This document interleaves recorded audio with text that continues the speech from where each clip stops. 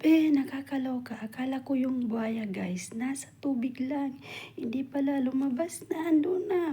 Grabe, muntik na akong mabangga. Nakakaloka. At kinakain pa nila.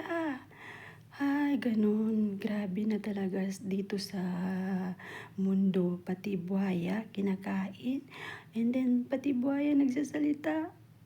Alam mo ba, may nakasalubong ako.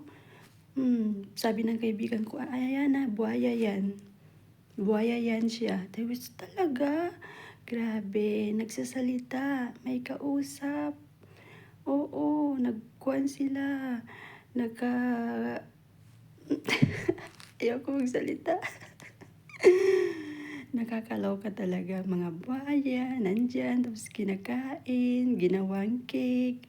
Ay, naku buhay, ano nang susunod? Ano nang susunod talaga? Hindi ko na maintindihan. Ang dami ng mga himala dito.